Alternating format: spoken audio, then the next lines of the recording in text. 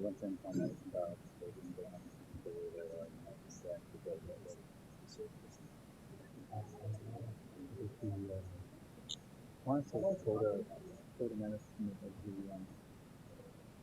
under the master seminar, which you know, after her thank you, that's really good.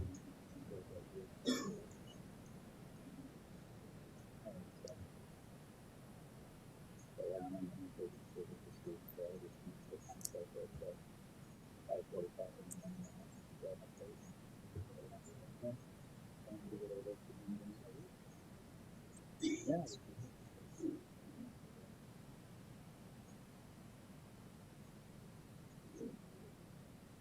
Yeah. And I know the roads out there with solid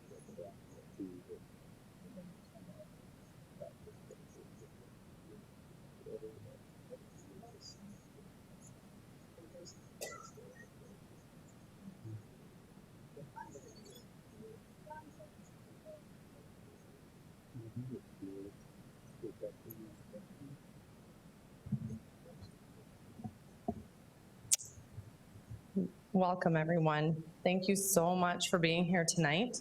We know that you all have a lot of choices on things you could do with your time, so we thank you for coming here and spending your, especially a day off from school, spending your day or your evening here with us. It seems like everywhere you turn, there are stories in the media about vaping. Just today, I read an article with the following information and statistics. In the late 80s, studies estimated that 40% of youth smoked cigarettes. Through a concerted effort to educate youth, that number had dropped to a low of 7% in 2017, which is amazing. About that time, the e-cigarette industry company Juul was developed and bought into by Marlboro. In the 3 years since, the e-cigarette industry has exploded. Research now shows that 25 to 30% of high school students are vaping. The article that I read goes on to say, and I quote, "So in the course of 3 years, through clever product design, social media marketing, and positioning itself in the center of the millennial culture, Juul was able to capture the youth demographic that Big Tobacco had lost over the last couple of years. As a result, 30 years of good work disappeared in a figurative blink of an eye, and now educators have a new problem on their hands," end quote. It is a problem that we are seeing firsthand with our own students and in our schools. We are also hearing of the numbers that the CDC continues to report on the increasing number of youths getting sick and even dying from vaping. To begin to address this problem as a district, we have provided information to students and families. We have provided training to staff. We've made changes to our policies to include vaping language, and we have begun to discuss vaping in our current health curriculum review.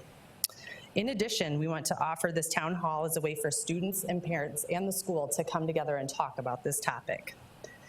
There are many unknowns with vaping, but our hope for tonight is to provide you with some information that we do know about teens and vaping, and to give you a time to ask questions. We also hope that we begin a conversation that goes beyond these doors. We are fortunate to have a great lineup of speakers tonight, and our first speaker is Dr. Anthony Herricks. Dr. Herricks is a pulmonologist at Avera. He is board certified in internal medicine, pulmonary medicine, critical medicine, and sleep medicine. He is the chair of the Department of Medicine and director of critical care at Avera McKinnon. I think we're in good hands. Dr. Herricks is a parent himself and has 3 children ages 10, 13, and 16. Please join me in welcoming Dr. Herricks.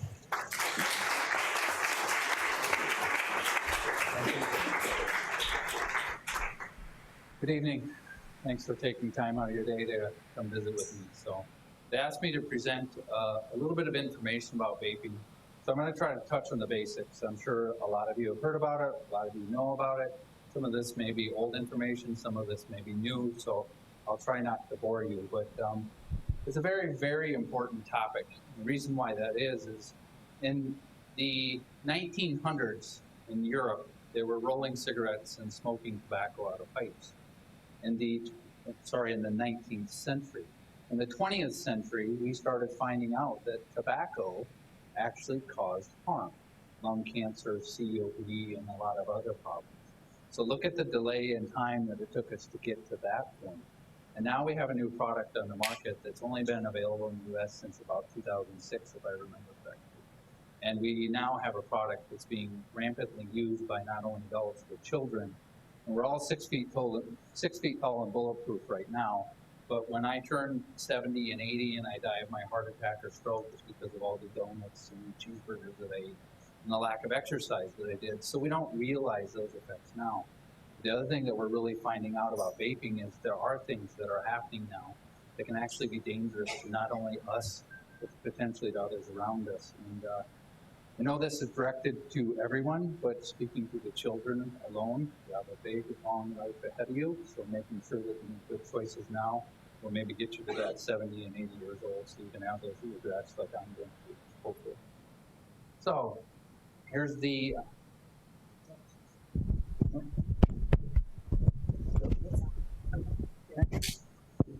So this is a slide on just tobacco smoking, and the reason why I put this out is going back to the 19th century, the 20th century, and now today.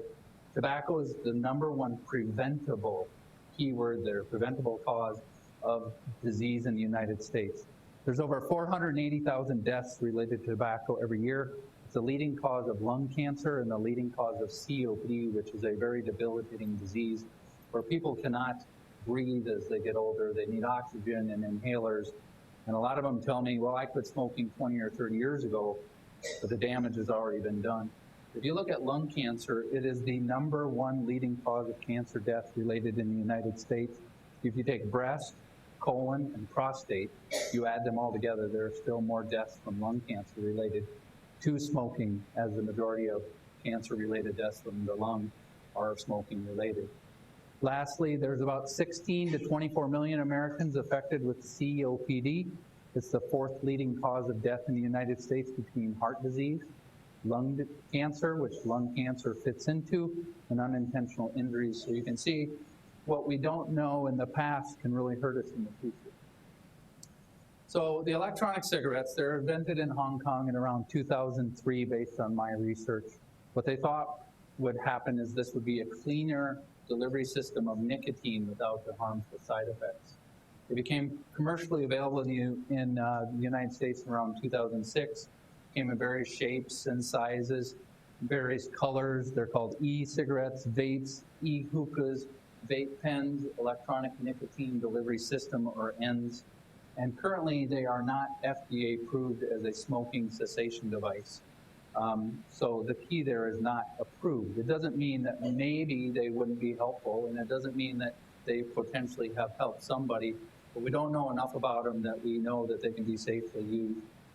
In general, what the FDA's statement is it may help adults, not kids, non-pregnant, current smokers. So if you haven't been smoking, you shouldn't probably use a vape device to try to start smoking or to quit smoking, because it'll just cause more problems for you. And it is only beneficial, at least in the studies, if it is a complete substitute for smoking itself, as some of the small case series and studies have shown. So here's the types of e-cigarettes, and I know probably some of you see them. There's some sitting up here, some out there. What you can see is they come in all different shapes and sizes. If you look up here, some of them look just like cigarettes. Some of them have a red tip on the end that looks like you're actually smoking. Give off the vapor just like smoke, so people don't know that you're using a vape device. Some of the refill cartridges that we see over in the top left-hand corner actually look like the USB port that you would plug in for your computer mouse. And they just fit in the end of a vape pen and deliver the nicotine from that direction. Some look like pipes, some look like the e-hookahs with a big receptacle container, and some have various pretty colors of pinks and blues and maybe look like a ballpoint pen. And so they come in all different shapes and sizes. This is the basic makeup of an e-cigarette. As you can see on the top here, this is the mouthpiece where the vape liquid comes out. Right below that is usually a chamber at which the liquid is held, and then there's an atomizer that warms and creates the vapor for the liquid. Little button to activate it, and at the very end there is a battery. The crazy thing is we're talking about the nicotine and other substances that you can put in these e-cigarettes. But these devices have also blown up in people's faces, injured hands, mouths, eyes, faces, because of their electronic device that have been known to explode a time or two. So this is some of the stuff you may or may not know. This is some you may hear and say, well, what's the difference between an e-cigarette and a cigarette? Well, if you look, in general, they can be cheaper. Now, this is just random numbers that I pulled off the internet, so some people could come in and tell me you're completely wrong, but based on just a broad guesstimation of what I can find, you can buy a starter kit with an e-cigarette, some nicotine-based liquid with different flavors, chargers, whatever else you need for anywhere between $30 and $40. And then you can buy a 4-pack of the pods, as they call them, that you replace for anywhere between $2 and $4 a piece.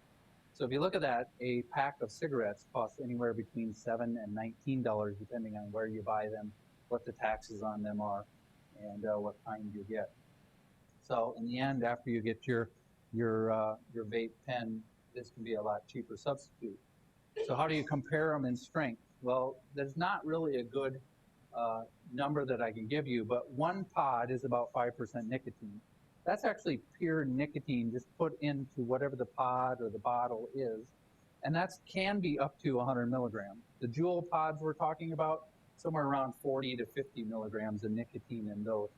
If you do the math, that's about 150 to 300 inhalations off of an e-cigarette you can get per pod, depending on the volume that you actually use. And that's about 1 to 1.5 packs of cigarettes a day, which is about 20 to 30 cigarettes. If you go back to the cigarette and you say, well, how much nicotine is in a cigarette? Depending on who you look at, depending on what data you look at, a lot of the tobacco companies will tell you there's about 10 to 12 milligrams of nicotine. But I think I found one study where the CDC or FDA looked, and some of those cigarettes actually have closer to 19 milligrams of nicotine in them. The other crazy thing is one gentleman did a study where he actually said, okay, maybe there's a cigarette with 19 milligrams of nicotine in it. But when you actually inhale that, you let it burn, the nicotine evaporates, you're maybe only getting 2 milligrams of nicotine per cigarette that you smoke.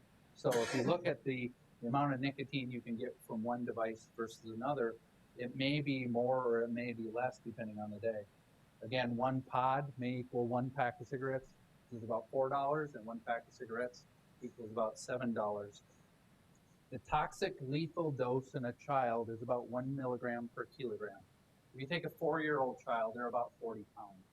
That's about 18 to 20 kilograms. If you do the math, it only takes about, say, 20 milligrams of nicotine to kill a child. That's as much as one very potent cigarette. And there are actually case series out there where children have gotten the e-liquid, tastes like bubble gum, cotton candy. They've ingested it and they went into severe cerebral edema, brain swells. They try to take off part of the scalp to save the brain from swelling, and the child dies. So very, very potent stuff that you're dealing with. And the toxic lethal dose in an adult is about 30 to 60 milligrams. That's why my father once told me that if I wanted to smoke, let's go smoke a pack of cigarettes, because what he wanted me to do, because he smoked when he was younger, was to smoke the whole pack, because he knew exactly what was going to happen. I was going to get horribly ill, nausea, vomiting, probably cough my lungs out for days. So I can't tolerate 20 or 30 to 60 milligrams of nicotine, but those who build up a tolerance over time may be able to. What's the social exposure? Well, we know, or I know from growing up, and a lot of us in here do, that when you saw cigarette smoke, you saw the smoke, you see the smell, you sometimes drive by a car where you see the windows have this haze over the top of them. It's in your clothes, it's in everything. The benefit, theoretically, of a vapor is it just evaporates.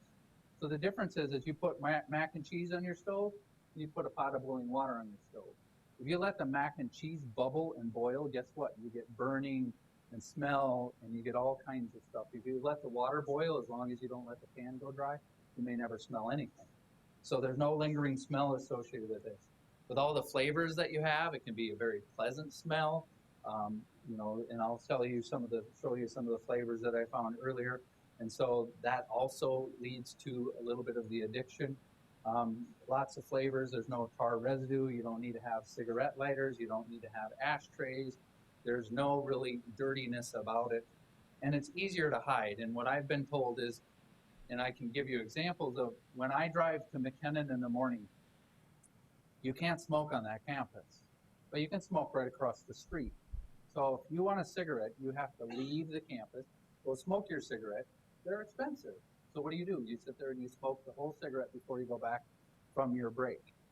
With an e-cigarette, you can put that in your sleeve, in your pocket, in your hand, and you can hide it, and you can inhale it and then blow the vapor in your sleeve or whatever you want to do, and nobody knows it.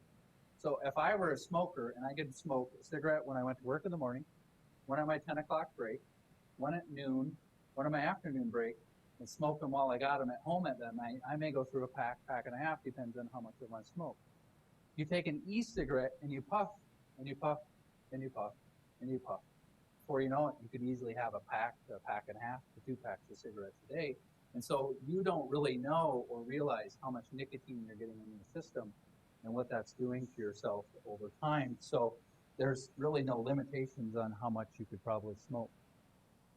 Some of the social concerns with it: may smoke more, may smoke less, depending on how you feel about it. There, again, you're not obligated to smoke the whole cigarette when you have a nicotine vape pen. You can potentially be less addictive. They thought that maybe it didn't have the potency of a regular cigarette. Ammonia and other chemicals that are in a cigarette, there's over 7,000 of them. 70 of them are known to cause cancer. Some of those things in the cigarette actually trigger the brain to accept more nicotine and accept more potency, and that's what contributes to some of the addiction.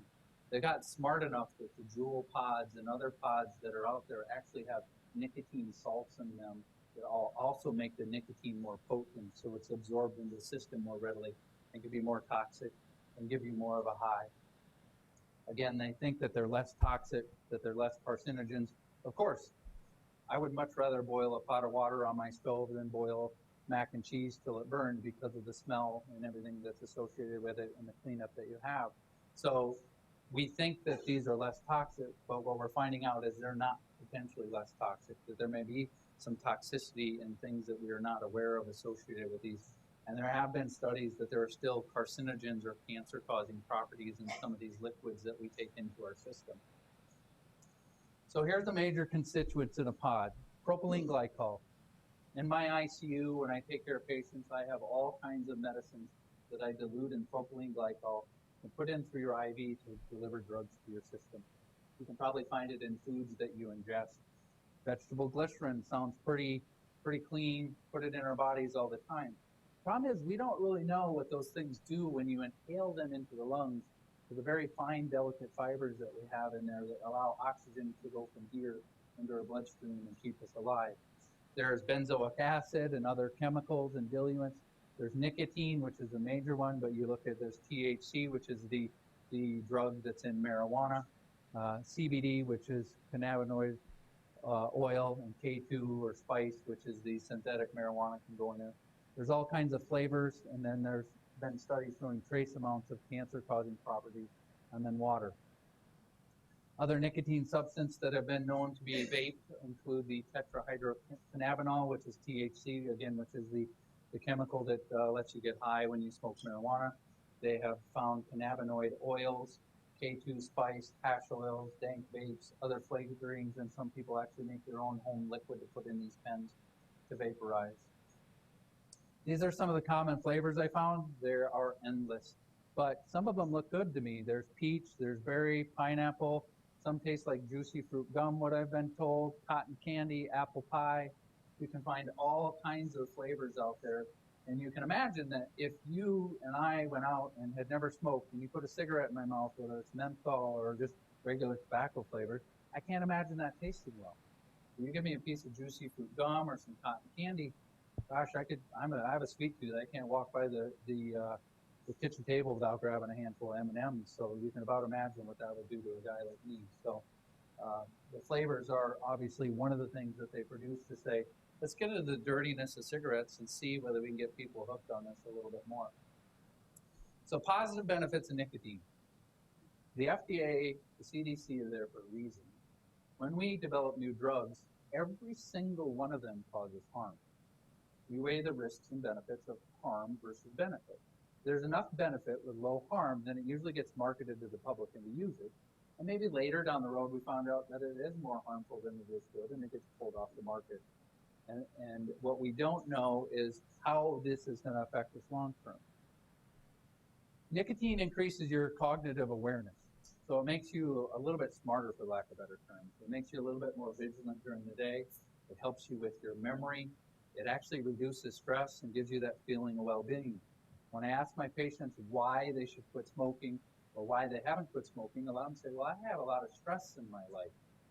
And I want to look at them and say, you know what, I have a lot of stress in my life too, but I don't use nicotine as a replacement to deal with that. Now, we're all in different places, so we all have different coping mechanisms. But one of the things that they use nicotine for is it gives them that feeling of happiness, and so it takes away some of that stress that they have. It gives them that feeling of well-being. It also goes to the area that triggers the brain for the reward system. And there might be some protective effects. There are what we call nicotinic receptors in our body, and there are drugs that attach to those that cause positive effects. And nicotine may be helpful in things like dementia and Parkinson's disease, but it wasn't meant to be necessarily smoked like we do it in the world. Here are the negative effects of nicotine on the brain. It alerts, it alters the growth of immature brain cells. So an interesting fact, the human brain does not become fully stable until we're about 24 years old. And most wives in here could say that the men's brain probably don't until we're 40, 50, 60, you know. So you can imagine what altering the brain does at this stage of your life when you're 6 feet tall and bulletproof and nothing can do you any harm. In children, that incomplete development also alters the problem or the areas of the brain that deal with decision making, impulse control, and executive function. And so if we go into a child's brain and we alter that at this point, that may alter that indefinitely and you may never get that back. And we all want to be smart people. We all want to get good jobs. We all want to go somewhere in life. And if it changes how we act and the person that we can be, that becomes a huge problem. And the biggest problem I think I have with this isn't necessarily the impulse control and the executive function and those kind of things. It's the risk-reward system. Because most of the things that we do, and I can tell you I've done a lot of stupid things in life, there's a risk-reward. And what happens is if the reward is great enough, we will do it. And sometimes that reward could be peer pressure from our friends. It could be making us feel better. It could be doing all of those things that we probably shouldn't do. And then we have to make that adult decision, as I call it. And sometimes I still don't make the best adult decisions. So that is one of the things that it alters. And if it alters that risk-reward system now, you can about imagine what risks we will take later in our life. It's also very highly addictive. It affects the area of the brain similar to cocaine and amphetamines. And what they call with cocaine, or what they talk about with cocaine, is chasing the white rabbit. So you take a hit off of cocaine, whether you smoke it, inject it, snort it, that goes to an area of the brain that releases dopamine. And dopamine is a chemical that makes you feel good. It keeps you awake, it gives you energy, it gives you that sense of well-being. It's almost like the body depletes that, and then the tank never gets filled up again. And if the tank never gets filled up again, then you never get that feeling again. So you use more cocaine, you use it more frequently, and you use it more potent, and you're always chasing to get that same high. Nicotine affects that same area of the brain.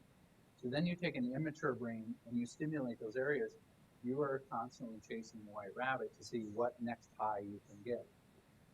And then we think that underdeveloped brains, for that reason, might be more sensitive to this and actually may result in more addictive properties.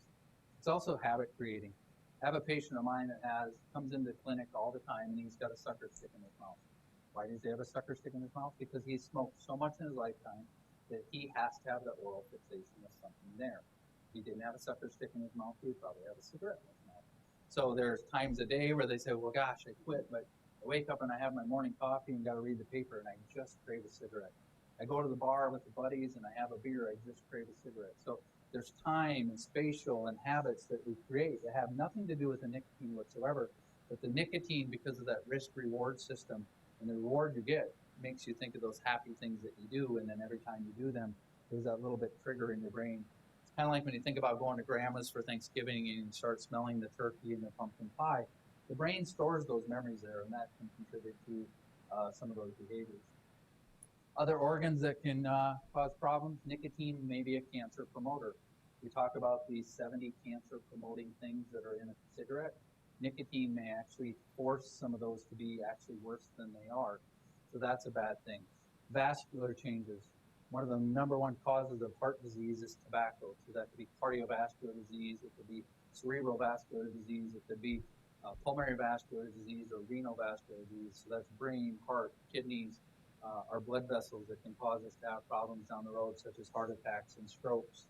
It may contribute to other organ dysfunction, such as early kidney failure, depending on the situation there, erectile dysfunction, and other things that narrow and cause damage to our blood vessels. Maternal effects, low birth weight babies. It can be what we call teratogenic, which just means it can cause harm to the fetus as the fetus is growing and cause not only mental but maybe physical problems. And there's what we call epigenetic effects. We were cavemen once, theoretically, and now we're where we're at, and we have all this technology. Epigeneticists feel that what happens is we have these little triggers in our body, and that after doing a behavior so long that we actually set genes in motion to create better and better and better behaviors, or maybe worse and worse behaviors. And so that's how they think we evolve over time, is by changing those. So do we know if a mother smokes and a fetus is exposed to that tobacco and that nicotine, maybe when they come out, those epigenetic effects means that that child is destined to be a smoker or to be an astronaut or to be an NBA basketball player. We just don't know those things. The negative effects on the lungs, that's what I deal with all the time. There's volatile organic acids that we put in our lungs from the vapor. There's nicotine. There's ultrafine particles, which we don't know where they go or what they do. There's cancer-causing chemicals in there, heavy metals and other toxins, and then the flavoring. And I think I have it down here. Initially, when these first came out, one of the biggest problems we had was something called hypersensitivity pneumonitis. And that's a big term for allergic lung disease. You inhale something in your lungs develop an allergic reaction to it. They get inflamed and give you like a non-bacterial, non-viral pneumonia. You're sick, be in the ICU. Diacetyl was one of those chemicals. Diacetyl is a well-known chemical in the pulmonary literature. It's popcorn butter flavoring. And there's something called popcorn lung. The people in the popcorn factories, when they were around a lot of this diacetyl and inhaling it, they ended up with hypersensitivity pneumonitis and would get sick from it. So there's other chemicals in here like acetopropanol, 2,3-pentadione formaldehyde. That's what happens when I die. You put it into my blood vessels to preserve me. So you're putting that into your system when you vape or use a cigarette. And then there's potential herbicides, pesticides, and other things depending on the situation. I'll talk a little bit about that. So chronic bronchitis, which is a chronic daily cough, emphysema, lipoid pneumonia, hypersensitivity pneumonitis, something called bronchiolitis obliterans, which is what we found in the diacetyl as well, alveolar hemorrhage, which means bleeding from the lungs, and acute lung injury, which means a diffuse pneumonia of both lungs that makes it so you can't breathe, and then you end up in the Sanford or the Vera McKinnon ICU for maybe days or weeks on a ventilator. So here's a little dramatic effect. So these aren't necessarily real patients at a Vera McKinnon. I just went to the internet and snipped some photos of things that I've seen. But that is an x-ray of a normal, say, 16, 18-year-old boy right there on the right-hand side. And this picture on the left-hand side on the top is actually a picture of somebody with lipoid pneumonia or fatty pneumonia. You know, when I look at that x-ray, if I were seeing somebody in the ICU, I could say it's adult respiratory distress syndrome, bilateral pneumonia, congestive heart failure, you name it, it can be all kinds of those things, but that's not a very good x-ray to have. And if you look at the bottom right, that's a normal CAT scan section of the lung with the heart sitting there in the middle. And those little spidery things that are coming out are actually the blood vessels that take blood to the lungs to get oxygen and then bring oxygen back to the heart so it can be pumped to the system, so our brain and our kidneys and all those things function. And on the other side, the left-hand side, that's what a lung looks like when it becomes horribly inflamed. So the little black areas you see there are actually the areas of lung that will actually fill with oxygen. And the gray-white areas that you see are areas of lung that are horribly inflamed. And when those areas are horribly inflamed, they don't get oxygen, then you can't breathe, and then you get into trouble. And then you might end up with pathology that looks like this. It's a little bit small, but on the top right-hand corner there, on my top right-hand corner, I guess, is a normal lung with blood vessels and bronchioles. And then if you go down to the bottom, what you'll see there, that's the fine wispy membranes of the lung. They're very delicate. They're 0.03 microns in size, which is very, very tiny. So it doesn't take much to damage them. And then what you look at is a bigger picture there on my top left, which is an area of somebody with some sort of inflammatory lung disease where all those air sacs get filled with debris and inflammation and fibrin and fluid and white blood cells. And down here on the bottom, what you see is you see a lot of white. That's actually fat that's deposited in the lungs, and that's what actually the FDA, CDC feel is actually going on with the vaping products right now, is that somehow they're getting some sort of fat activation or fat inhalation in their lungs. Those fatty particles come in there, they don't allow air to go where they go. White blood cells that need to scavenge all this debris can't function, and then people get really, really sick. And then they end up in the ICU on the ventilator like this. Their families around, they have IVs in places and tubes and catheters in places they wish they never had. And I can tell you, not necessarily from experience, but it's not very fun having a finger-sized breathing tube down your airway to breathe. And that may be a small bump in the road because some people live and some people die, and that's what we're trying to prevent is death. The other effects of nicotine that we know, it's a gateway drug. So that risk-reward behavior that they have.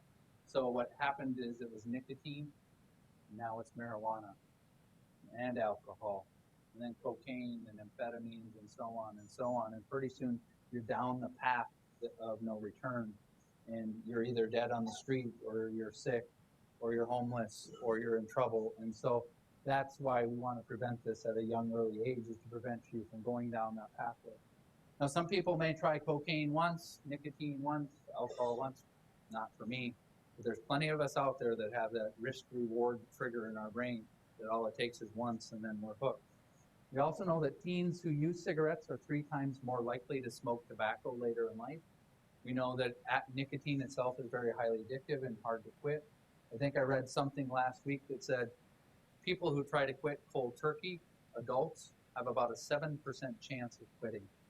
That's not a very good chance of quitting smoking. And now you're giving them something that's maybe more potent, maybe easier to get access to. And we don't really know what that means for kids. Plus, just like we talked about the 19th century versus the 20th century versus now, we don't know what this means for the 21st, 22nd, 23rd centuries where you'll be at in life with your kids and grandkids. This is what we know. So I looked again today, but there are 805 plus cases of illness or lung injury in 46 U.S. states and 1 U.S. territory related to vaping-related lung injury. 3/4 of those are male. 2/3 are between the ages of 18 and 34. 16% of those are less than 18 years old, and 17% are greater than 35. And it's a little hard to read, but there's at least 6, if not more, cases in the state of South Dakota right now. And if you look at 12 deaths confirmed in 10 states, this isn't New York and LA, this is Missouri and Iowa, and Minnesota that some of these deaths are at. So it's right at our backyard. So it could happen easily here in South Dakota as well. We're no different than any of those other states. Now, most of these have been associated with marijuana. However, many of these patients that were diagnosed with this, we're not only using marijuana, but we're also using other nicotine-related vaping devices. And there have been some cases of people getting sick with just nicotine alone. So there again, we don't know the answer to the problem, so we can't necessarily fix it. And so the best and most important advice I can give any of you is don't start, don't do it. If you are, try to get some help. Well, some of the unknowns are, is it a specific e-cigarette? Is it Juul? Is it dank vapes? Is it some of those? They're trying to nail that on the head by interviewing all these people that are surviving. So what did you use? When did you use it? Where did you get it? We don't know. Is it the device itself, the liquid? Is it the refill pods? Is it cartridges? Is it marijuana, which they think it might be? Is it the CBD oil? Is it nicotine alone? There was one study that, or case that thought maybe it was vitamin E acetate, which you would probably take in your multivitamin during the day that could be causing a problem. Is it one of the diluents, like the diacetyl that's in there for the flavoring? Or is it a contaminant? I did read an article, I think it was published in U.S. World News and Report or something like that, about a kid who had gotten really sick from this and spent about a week or 10 days in the ICU. What they thought, or what they've maybe figured out, is in states where marijuana is accessible, that you have to pay tax, you have to have a license, you have to do all these things in order to sell it. Well, that costs money. If you're on the street and you're growing a bunch of marijuana in your basement or tobacco, and you decide that you're going to find a cheap way to get the nicotine or the tobacco out of there, you get that liquid, which is kind of a dangerous process. You take a jewel pod or somebody else's pod, and then you put that substance in there, and then you sell it. Not only are they selling it to black market, but what I heard is about 50% of those are actually going black market, so the dealer on the street, and maybe 50% of those are actually being sold to the actual people that can sell it legally because they can get it cheaper. And what we don't know is, are there herbicides, are there pesticides? Is this product sterile enough to be brought to the market that it's something that we should be putting in our lungs? We don't know that. So you never know necessarily when you pick this up where you're getting it from, who you're getting it from, what it's mixed with, what it's made. Is it really nicotine, or is it something else that you're getting? You may just not know. So electronic cigarettes and teen, Molly brought some of this up, but they suspect, at least in 2014, that there were about 3 million adolescents that have used a vaping device. Boys seem to be 2 times to girls, which goes along with takes us a while to mature. 30% of students that use an e-cigarette were more likely to smoke tobacco, and 7 out of 10 had exposed to an advertisement. 80% of the students said there was no harm in using an e-cigarette, and 66% thought it was just flavored vapor, which you can actually get. Again, there you don't know what you're putting in your system. And this was just, and I meant to put down the citation, but there was just a publication that showed 20% of 18 to 20-year-olds, so what they call Generation Z, still believe vaping is harmless. And this is like within the last 2 weeks. And 24% of 22 to 38-year-olds that are millennials also believe that vaping is harmless. So having these discussions with me, with other people, reading the news, educating your friends, your family, it doesn't matter what age you are, this is probably one of the more important things you can do right now. Tobacco cigarettes, about 8% of high schoolers use them, and about 2% of middle schoolers. As she said, this had a huge drop around 2014, 2017. But then e-cigarettes started picking up, mainly because of marketing. And 20 to 40% of high schoolers have used an e-cigarette and tobacco together, meaning they might smoke when they're out with their friends, but when they're in school, they're using the e-cigarette. And about 7 to 30% of middle schoolers. That's 7th, 8th graders, 6th graders, and we know that there's even kids in elementary school that are using this. In e-cigarettes alone, 21 to 25% of high schoolers and 5 to 10% of middle schoolers. And that really hasn't changed here lately from what I can tell. So this is where part of this education comes. So what do you look for? Secretive attitudes. Something has changed in your child. I'm not picking on you kids. I was a kid once too, and I'm still an adult, and we still make mistakes. And I bet if I ask your moms and dads, and everybody in here, if they've made mistakes, they will agree. So the key here is not pointing fingers, not blaming, but trying to educate parents on how to maybe get you help if you've done it, or if you know somebody that's done it. Oral fixation. Did they start walking around with that sucker stick in their mouth? Do they always have a popsicle stick in there? Is there impulsivity and risk-taking? So is that risk-reward system being changed? Are there mood swings? Maybe when they're at home, they're too afraid to do it, so then they're having a little bit of nicotine withdrawal. Are there changes in their sleep patterns? Nicotine is a stimulant, so maybe they're staying up later and can't get up in the morning. Increased thirst. Those chemicals in there will dry out the mucous membranes of the mouth and the nose. It decreases saliva production, so food doesn't taste as good. So maybe appetite decreases and you start seeing unintentional weight loss. Decreased caffeine consumption. Caffeine and nicotine hit head to head and give you a better or bigger high. And so sometimes it makes you feel even worse. So they stop drinking their Mountain Dew or their Coke or their Pepsi or whatever their choice is of drinks.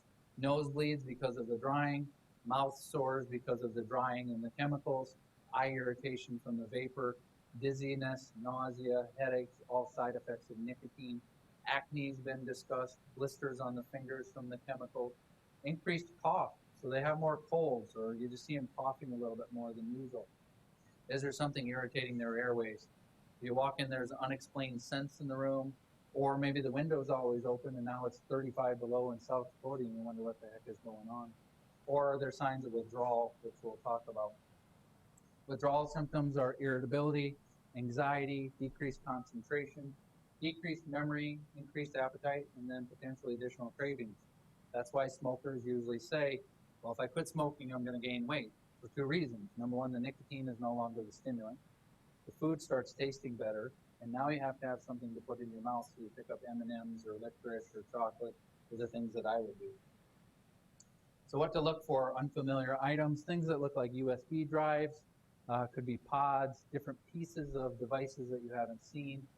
Speaking from reports, finding pens laying around that don't look like pens, maybe do a little bit of investigation. Spare parts such as metal wires, cotton balls, chargers that you've never seen that you don't think belong to anything around. And then juice containers, as you can see in the middle there. How can we prevent vaping and other addictive behaviors? Well, this is where this non-accusatory, let's be your friend type situation comes into play instead of being a parent. And I'm not always that great at this at home either. My patience has been lost after 16 years of having children. But look for educational opportunities. So my son Noah and I were just talking about some kids that just got suspended for being caught with marijuana. So he asked me about it. So I said, well, this is a good educational opportunity. So let's Google what happens when you get caught with marijuana. In the state of South Dakota, 2 ounces or less, if I remember correctly, is a misdemeanor. It's a speeding ticket. It's a $1,000 fine, could be up to a year in jail. More than 2 ounces of marijuana becomes a felony. A felony follows you wherever you go: medical school, your jobs, your education, applying for a hunting license, those kind of things. Those you can't take away. And the more and more you have, the more and more trouble you get in, the more jail time, the bigger the fines. So educational opportunities to say, yeah, it might be fun for a minute, and maybe you get suspended from a football game or from school for a couple days. That's a slap on the hand. But when you go to apply to get a job with the FBI, or you want to work for the government, or you want to be a teacher, what's the first thing they're going to ask you? Do you have a felony on your record? And do you really want to carry that with you? Listen, I'm doing a lot of talking right now, and I'm not a very good listener, because number one, I'm a man, and number two, I'm just not a very good listener. But listen to your kids. Let them speak. Let them reach out to you. And then don't lecture. Make it an educational opportunity, a give and take. You'll get further with that. And this isn't my suggestions. This is actually from the CDC. Self-expectations or set expectations, it's illegal. You're not 21 years old. You're not 18 years old. You shouldn't do those things until you are. And the reason why we set those isn't because we don't want you to have fun like your mom and dad, or maybe to go hang out at a house party with friends and have a few beers. It's one of those situations that you're too young, and that's going to cause you harm at this age. And you're really not that responsible yet to have that ability to make those decisions, because it can cause you harm because of that lack of risk-reward check balances we have. Remind them that it's really hard to quit. Sometimes when you start these things, no matter how much willpower you have, it's just very difficult. And also the gateway drug issue. What started off as nicotine now becomes marijuana, becomes amphetamines and cocaine, alcohol, and you're in trouble. Have others that you trust: grandma, grandpa, best friend across the street, maybe a mentor that's in college that the kid grew up with. Have them educate them. As adults, this is probably one of the harder things we have to do, is set those healthy behaviors. Be a modeling experience for your kids. Sometimes I think we take that for granted, that they just say, oh, well, we're adults, so we can do what we want to do. But really setting those healthy behaviors, and then teach the risk and lack of benefits, and also refusal skills. This is where I reached out to my 16-year-old daughter and now my 13-year-old son and said, if you were ever at a party, if you were ever in an environment where you feel it's uncomfortable, you just text me something. It could be gibberish. I will know that there's a problem. That means I will text you or I will call you, and I will lie, and I may go to hell for lying, but I will say, hey, grandma's died or grandma's in the hospital or whatever I need to do, and I will come get you out of that environment. My father always said, if you get into trouble, I will come get you, and I will promise to try not to lecture you when that happens. But if you go to jail, you will sit there for at least 24 hours, and then I will come get you. Why? Because he wanted me to have those expectations. He wanted me to have those experiences. He wanted to know that there are consequences to my actions.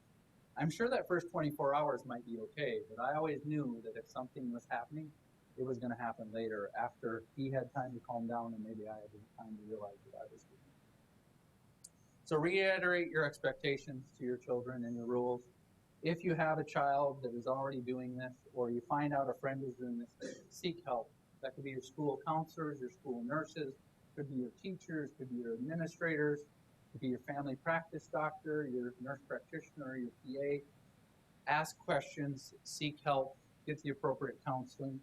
Seek physician assistance. There are addiction specialists out there that can help with this.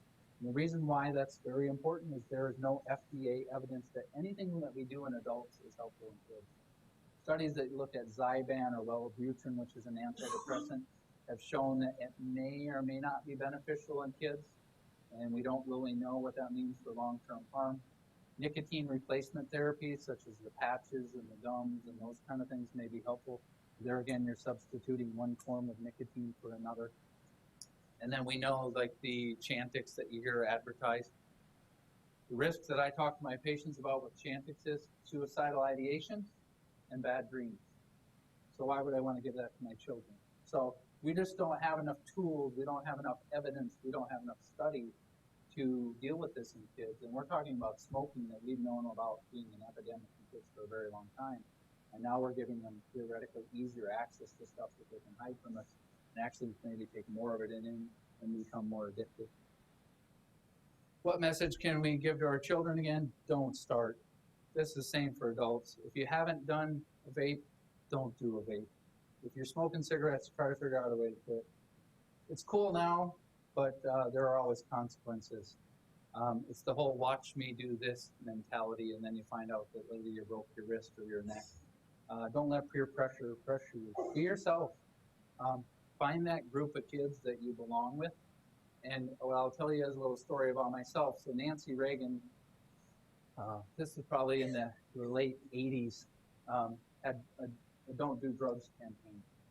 My class in Gettysburg High School actually was supposed to be the first class of 1990 to be drug and alcohol free. I'm assuming that there's maybe a handful of us that made it. But of that handful that made it, 2 of them are my best friends.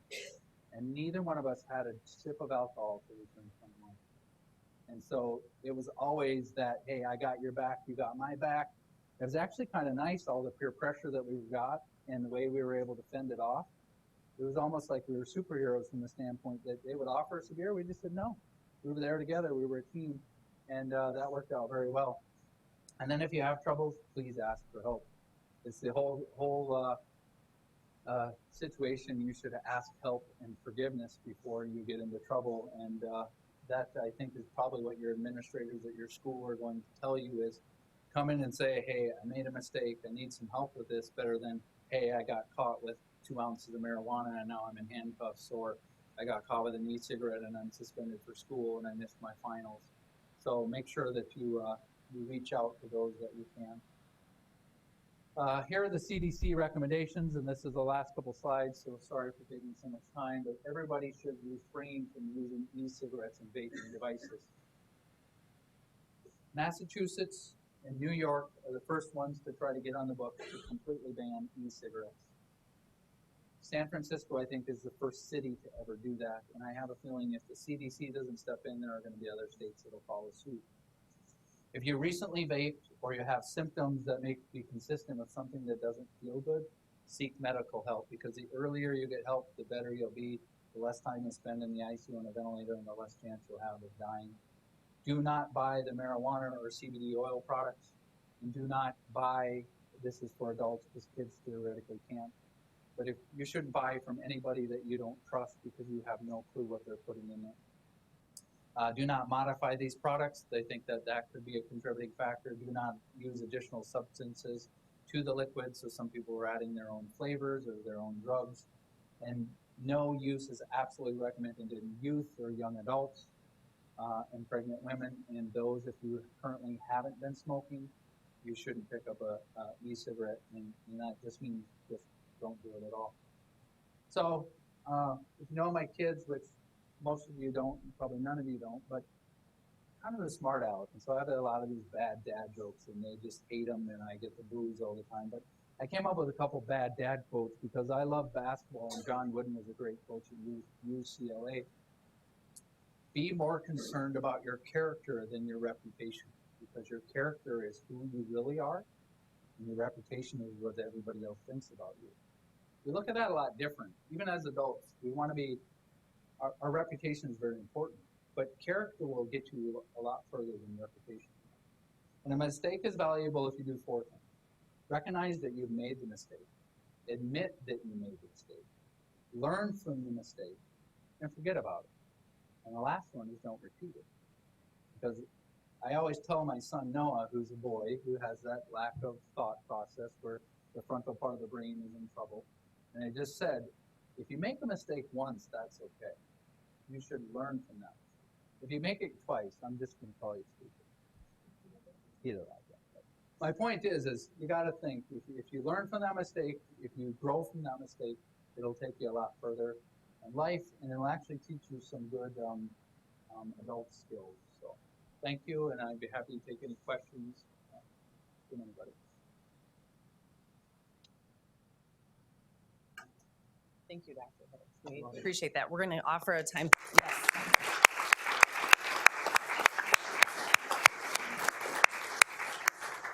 We will have a time here at the end to ask questions. So I'm going to bring up our next speaker right now, and we have Dan Conrad here. Mr. Conrad is currently the principal at Washington High School, and he is in his 22nd year with our school district. The first 11 years, he was a teacher at Lincoln High School, teaching math and science, and for the last 11 years has been an administrator at Washington High School. So we'll welcome Dan up here. Thank you, Molly. Don't have the wireless mic, don't have a slideshow, but a couple things that we're seeing at high school. So I think starting it out, we got to get to know somebody a little bit. I always tell my kids, Washington being the most diverse city or diverse school in the city, I'm about as vanilla as it comes. I've never left Sioux Falls, Laura Wilder, Edison, downtown Washington, Roosevelt, first class, out of there to graduate. Some of you might have that chance at Thomas Jefferson here in the next couple of years. So I say that because I'm a lifelong Sioux Falls community citizen. And I've seen it change, I've seen it come and go. And so when I left Roosevelt 27 years ago, I didn't vision I'd be here, but my path might be different had I made different choices. And so what we're seeing from kids, so I've got 3 talking points, a little bit about what we're seeing in the high schools, what impact does it have for you as a student, and then what are students saying about it when we talk to them. Earlier, it was said correctly, we would much rather catch you doing good things and supporting you, finding resources. Come let us know whether it's your principal in your building. While I speak for Washington, I know Mr. Hazlett, I know Dr. Rader, we're not that far apart, or Miss Elwine. We're willing to help you out. We want to provide you support, whether that's a teacher, a counselor, an administrator, we want to provide access. We have great access to resources, so we want to provide support. We do have the other side where we have to hold you accountable along the way. So we see a variety of things going on in the high school. Just recently, pulling up the data, in 2016-17 at Washington High School, we had 25 officer referrals for tobacco-related, whether that's tobacco or these Juul sticks that are coming out. So they're small, you can hide it, you couldn't see it, I could puff it, you'd never know. I can walk down the hallway, I can be in the bathroom, 5-minute passing periods, I can do a lot in the bathroom stall, head back out. And the part is usually when you smoke a cigarette, you kind of know how much you had. You can do this all day long and not know how much you had. So things that we're seeing, 25 tobacco-related in 16-17 at Washington. Last year alone, we had 81. And we don't catch everybody. And those 81 don't include the things that we find when we're course of investigation of something else. Whether it's sharing information, I'm saying some things I shouldn't say, or There's a suspicion that you may have been smoking something else in the parking lot or something else. We'll find these. So when it was said that it's a gateway, yeah. Because we don't usually just find the marijuana at school. We find a pack of these or just one stick, but what we find a pack of are these tips all over the floors of cars. We find them in the cup holders. We find them in our parking lot. We find them in the classroom, just a little tip. We don't know whose bag it fell out of, but a teacher will bring it in and say, hey, Dan, I found this in my 5th period class. Okay, well, any idea whose it might be? Well, no, it's tough to track down. So it's pretty common that they're falling out of bags or the stick itself might fall out. But you see it a lot of different places. When we talk to kids and ask them, okay, take me through this. Why are you doing it? We got other things we can do. It helps me settle down. It helps me feel relaxed. So we hear kids saying that they have an elevated anxiety, and so this helps them stay calm. Or maybe it's their ability to focus in class. They're using this to use it as their focus mechanism. But we also know that when you start supplementing your natural ability to cope with chemicals, your natural ability to cope is no longer adequate. And so we see a reduced ability to cope with just simple things. Coming to school on time, getting up in the morning, putting the video game down. We see those things impacting the school day when it comes to learning in pieces. You know, so school rules, what are the school rules? If you're possessing vape pen, vape cartridge, I would even extend it to vape charger. Looks like a little USB device. When you lock it in together, you can plug it into a computer. Looks like it's an antenna for your network, right? So any one of those is going to get you an out-of-school suspension for a day. It's going to get you an activity violation if you're involved in any activities or events. An activity violation first time, it's 14 consecutive school days in 2 events, whichever is greater. Or as long as it does not exceed 25% of the season. We know our soccer season and our fall sports are pretty condensed. Those guys, their season's over before the school year starts for the most part, at least a third of it. A lot happens, right?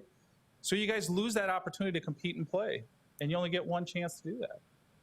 And we tell our students at Washington we want them to do 2 things: graduate in 4 years, rigorous course of study, and we want you to get involved. This takes away your opportunity to get involved. School has to be fun. We want it to be a good time for you. I remember a lot of my high school days. We want it to be enjoyable. We want it to be fun. So there's a suspension for the first offense. That suspension only gets longer when it happens more often. You lose opportunity to compete, whether that's JROTC and presenting the color guard, whether that's National Honor Society. It may prevent you from being a National Honor Society that first year because there's a citizenship and community piece in that.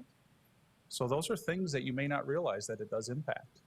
Mr. Sieber, our counselor, is gonna, you get caught with drugs, and you get caught with that felony for marijuana, it limits your ability to access financial aid for colleges. So there is a big impact out there, to name a few things. So the last thing as I come around is, what's the demographic of students? There isn't one. It's all of our kids. We have 1,900 kids roughly at Washington. It could be any one of the 1,900. From your sports star to your student who is your highest academic achiever, the student who's at risk, there isn't one. It's anybody. It's everybody. Why do you do it? I kind of like the taste of it. There's many flavors. It helps me focus. It takes away my anxiety. But what happens is you see it in a lot of different places in school. And when we're walking down, it used to be you walk in the bathroom, geez, somebody smoked a cigarette. I could smell that, right? Can't smell this. You just don't pick it up. You might see a plume come out, if you catch it at the right time, come out of the top of the stall, and you're like, well, that was obvious. But other than that, you don't see it, and you don't smell it. And so it's, when I say we went from 25 in 2016-17 to 81 in 18-19, sometimes we just get lucky, right? We're not that good at catching. We're pretty good, but we're not that good. So the point, or I guess my last speaking topic of tonight is engage in the conversation. There are kids. We've got to talk to them. Have that conversation. See what it's like. We'll leave these up here tonight. You guys can see. You can take it apart. You can see the pieces of a jewel stick. There's many different ones. Some have some nice color pattern to them. Silver, Ironically, this seems to be the most popular, or one that we caught or found the most. And then we've also found the jewel pack that it comes in. It comes in a pack of 4. And each one of those is a pack of cigarettes, roughly, I think I had heard earlier. 5% nicotine. And you'll see these you'll see them in your kids' cars. Just ask questions. Again, we have way more choice when we're proactive and on the front side. We have less choice when we have to react to something. When we have to react, we have policies, we have protocols, we have rules in place to respond. We'd much rather be proactive so we can have a different choice and have a different conversation. So that's in a nutshell my pieces. The one thing I did want to show you, if you think it's just happening in the big cities, we did find a bottle about a year ago of fluid. Is that homemade vape juice? Could be. You just don't know what you're going to find. We found that, and we found a bunch of other containers as well. So it's out there, but you got to listen and you got to have the conversation. And with that, I believe we can make a difference in what we're seeing, because the young minds are very moldable. So with that, if you have questions later, be happy to answer them. But thanks for coming out tonight and showing an interest. We appreciate it. Have a good night.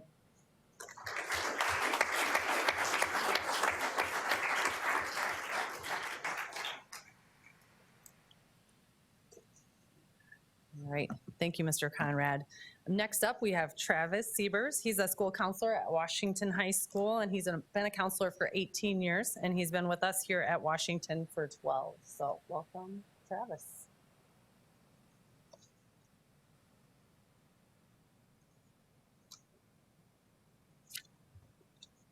Thank you. Being in the world of counseling for almost 2 decades now, I've seen trends, and one thing I must say about teenagers that crosses generations is that desire to fit in has been around for as long as I've been in the profession and for multi-generations in the past. What defines cool has changed. And one thing I wanted to share about the observations, and especially this topic of vaping, is how socially acceptable this is. And to me, we've heard the word peer pressure often tonight. This is a different type of peer pressure. We often think that peer pressure is maybe a couple friends singling you out saying, come on, do this, try this. I do believe that exists, but to me, vaping has the look of cool. Much like the back in the 50s, the cigarettes rolled up in a white t-shirt was the look of cool back then. But now the look of cool, vaping is almost like a fashion accessory that I've observed the last few years of working with this phenomenon at Washington. Much like the shoes you have to have, those checkered Vans shoes, or that jacket that you have to have that has that name brand. Now it's Hydro Flask bottles is the big thing. I never thought that a water bottle would be cool, but that's the thing now. And when I say we have that desire to fit in a school with 1,900 kids, and even in middle schools and elementary schools, students are looking at other social groups. And as a counselor, you're saying, okay, who am I and who do I want to be like? And that's where vaping comes into that equation. And I don't think that we're educated on the topic. And I think that's really scary what Mr. Conrad showed about the black market, that right there. We don't know what that is. And sometimes in a peer pressure situation, kids are caught, and it's very easy to go with the norm. Like Mr. Conrad said, this crosses all social groups, and as I said, it has that look of cool. For some reason, we saw the data up there about males. I believe it was 2 to 1. My personal experience working with students, it is both male and female, but the addictive nature has been females. The last 4 students that I've worked with on this started out recreational use, and the conversation I have as a counselor is this something that you just have once in a while, or is this something you have to have? And we've crossed that addictive line right here, and that concerns me. Other thing I wanted to mention is the ease of access of obtaining this has changed. Amazon. Students are getting this off of Amazon. They're getting the pens off of Amazon. So parents do monitor online spending. I'm surprised at how many teenagers have debit accounts and have the ability to order things online. And the box will show up at your house very concealed from a JB5 Industries or something very, very discreet. So be monitoring that. I asked, students showed me their vape pen. I was like, where did you get that? Oh, you can get the really cool ones on Amazon. So I searched Amazon a while back, and for vape juice, I was very concerned and surprised that the keyword search when my results came up, aromatherapy, and it just had this description that this is good for you. There's nothing wrong with this, and especially take a tropical sensation vacation with tropical mango, and then it was said aromatherapy and a bunch of keywords on there, and it's like, oh, this is vape juice. So I think Madison Avenue Marketing 101, they are hitting the nail on the head right now in reaching teenagers. So that concerns me, and that's something I've been seeing. As a counselor, our door is open for confidential help. As a counselor, and how confidentiality is bound, unless you are a harm to yourself or others, that stays between us. So students are very, very cautious about giving information because they feel that we will contact parents or school administration, that there's going to be recourse. And we've had some very productive conversations about this, because counselors, we're learning as we go as well. This is so new to us, it's so new to our society that we want to educate ourselves on this. I guess in closing, it's great to see students here. This is really good. And I hear this a lot from students. Mr. Sieber, everybody does this. It's no big deal. Everybody does it. Well, the data has been shown in 3 different parts tonight that 30% is doing that. That's a pretty large number. However, tomorrow when you guys go to first period, let's just say there's 30 students in that class. 20 are not doing it, 10 are. Okay, so the kids that are not doing this does outweigh the kids that are doing it. But I know that illusion of cool and who is doing this makes it seem a lot more magnified as who is doing that. In a school of 1,900 students, I like to tell kids all the time, we have about 1,300 that don't do this. No, we don't. Well, that's 30%. So thanks for putting this together, having this conversation. I appreciate it.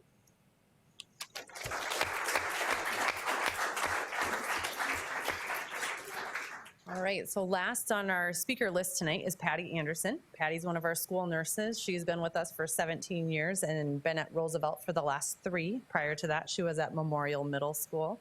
So she's well-versed in teens and teen health. So we'll invite Patty up. Thanks.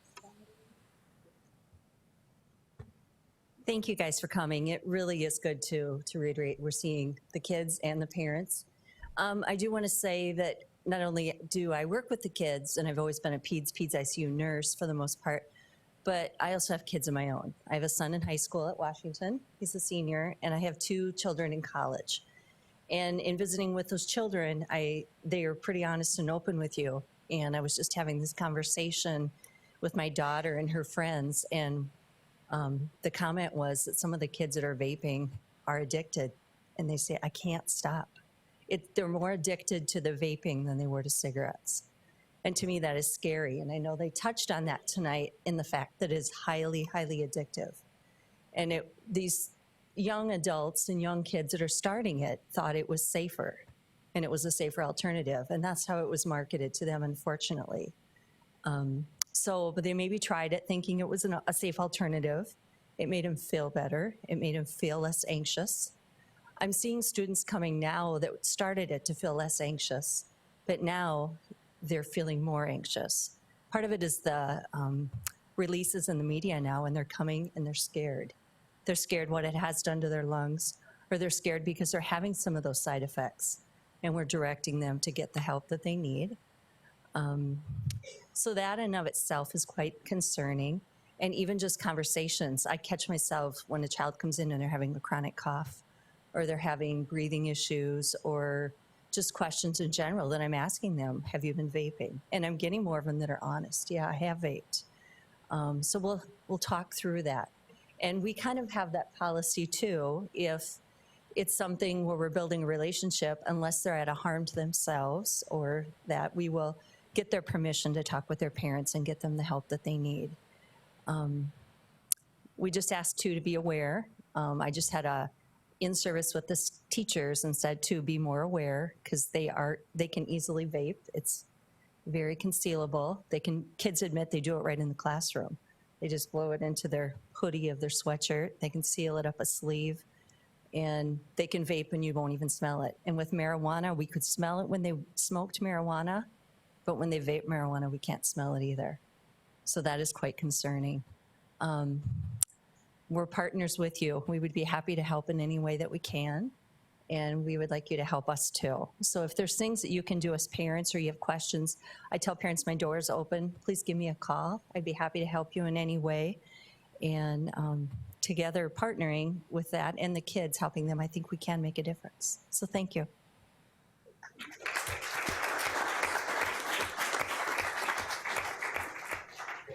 Thank you, you guys. We really appreciate all of your time and expertise in speaking with us tonight.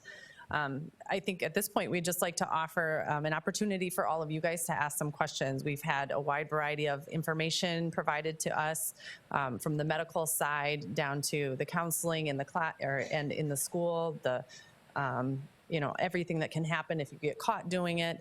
So we've had a lot of information come at us tonight, but we want to open it up now for you guys to ask any questions you might have. And Deanne's going to come around with a microphone if you do have a question. Go ahead and just raise your hand.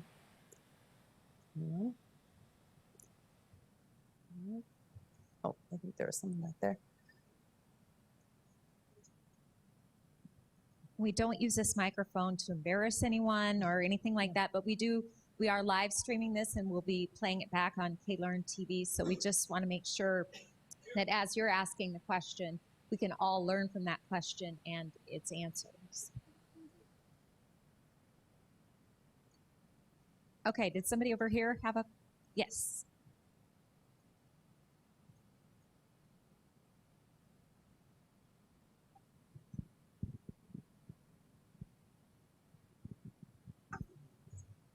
First of all, thank you for being here and sharing all this good information. I would just like to know more about what's being done to educate the kids. You know, we can all take this information home and talk to our children. I don't know if anybody else feels the same way I do, but my teenagers don't listen to me very well. So I'd like to understand what we're offering in the schools specifically to better educate kids on the gravity of the situation. I can talk about I did mention this earlier this evening, that we happen to be in the health curriculum review year this year. And so that's already a discussion that we've started to talk about because that gets discussed about every 8 years, I believe. And vaping wasn't around at that time. And so now that's a big part of our discussion and making sure that that's going to be part of, the health curriculum that we have going forward. But I will let these gentlemen maybe speak to how the message is getting out in schools right now. Yeah, we're fortunate that the South Dakota Department of Health has some resources available. So over the summer, Washington has partnered with them. We're doing a poster and awareness campaign. We're hanging these in bathrooms as that's the most common place that this is happening. And there's some pretty telling graphics on those, but we've at least started that. We have, I believe, 85 posters that will be throughout the school. We're also having conversations with a partner, Southeastern Behavioral Health, on having somewhat of a educational series on a variety of topics that involve mental health, teen issues, and this is certainly one of those. We want to be very aware that it's a conversation and not a lecture, because that can send kids running the other way.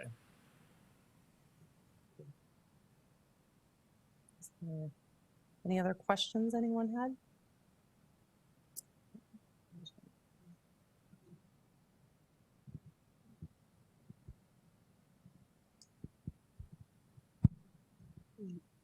Del Rapids is installing sensors in the bathrooms. Do you think Sioux Falls would be next to follow? We have looked into those and we're familiar with the fact that they had installed those. Right now, we're really looking at the educational approach because we've talked about how easily it can be concealed.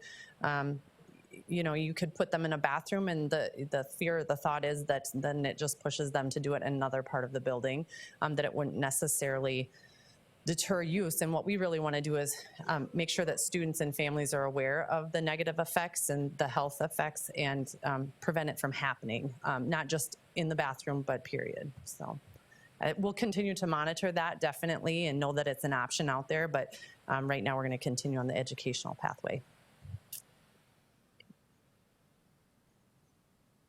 Any other questions?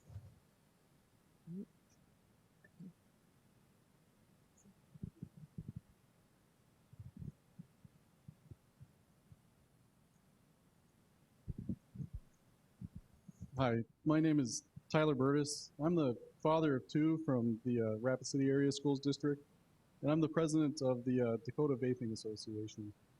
The DVA is a trade association of local business owners and other supporters that are committed to saving the 480,000 lives lost due to smoking-related illnesses each year in the United States, has been stated.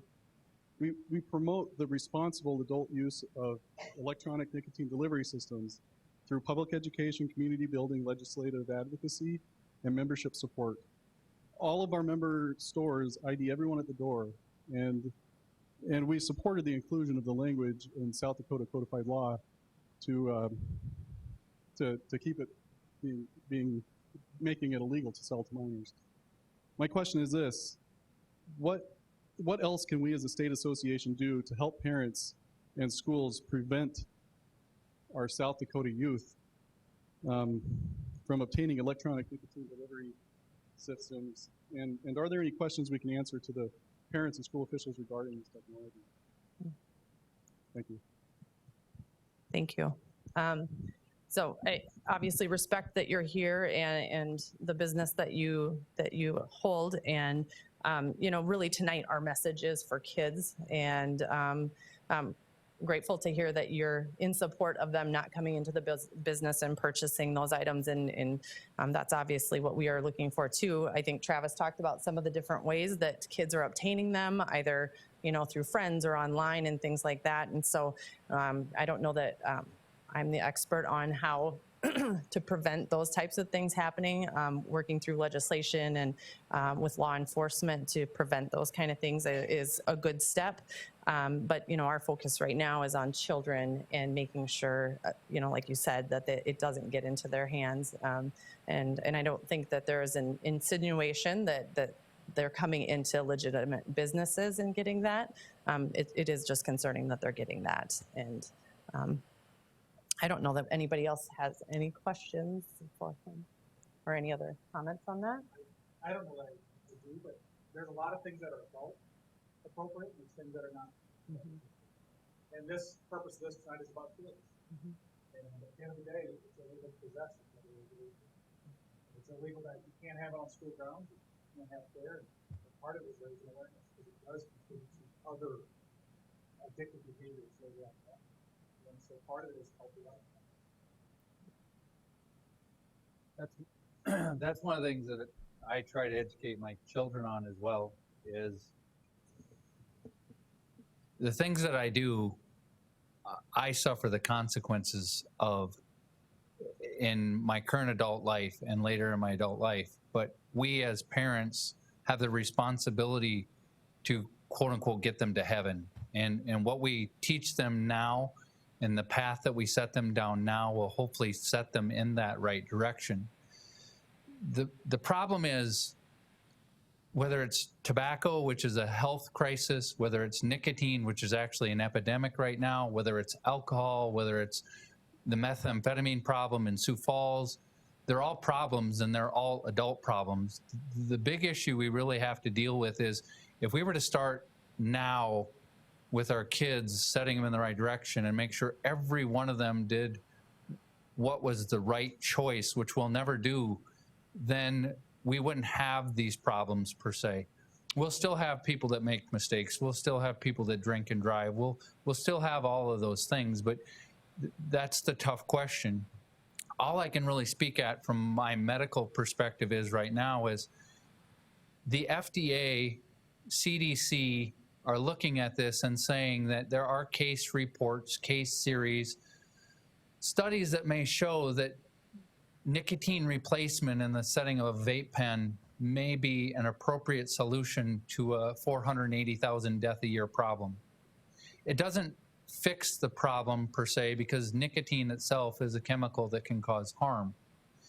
The problem we really have to deal with right now is it's become something that's so easy to hide and use that kids can use it so readily, number one. And number two is, responsible as you are, as responsible as I am, as much as I educate my kids, that doesn't prevent them from going to the friend down the street who has a friend who's 21 years old, who can go into the bar, go into the liquor store, go into the vape shop, pick up these pens, bring them back, and then you be the distributor and dealer at school or at the party or those kind of things. And I think the health crisis that we're dealing with right now isn't necessarily nicotine and vape pens. It's the 10 or 12 or more deaths that are occurring because of the devices that are being used, because of the stuff that's being put in them. And all it's really going to take is an epidemic of kids dying, and then we're going to have a big problem. So I think getting ahead of this in some respects to make sure that we educate, that we prevent, that we help those that are already there, I think that's the biggest and most important message I can get across. I don't care whether my friend across the street has 6 beers on a Saturday night, because he has an adult decision-making capacity, and maybe that's right or that's wrong. I do care if he gets behind the wheel, and that's my ability to protect him from hopefully doing that, and his from protecting me from doing it. And I think we have to take that a step further with our kids, because they don't have that adult decision-making capacity right now, and they may not have it for a long time.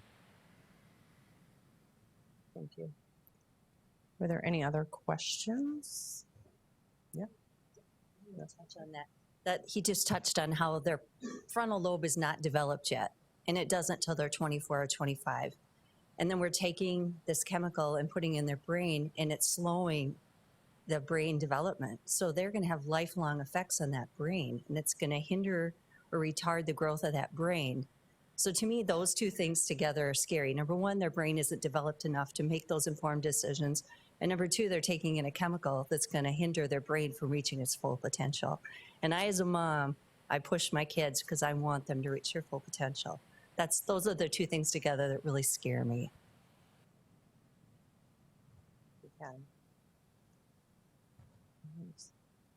Any other questions? Okay. Well, I want to thank all of our presenters this evening. We're grateful for their expertise on this topic. And as I mentioned earlier, our hope tonight is that this will open the door for further discussion between students and parents, students and school staff, and then also students with other students. So we want to encourage you to reach out with any questions you have, go have more conversations on this, and we want to thank you for your partnership in helping take care of your students. Have a wonderful evening and be well.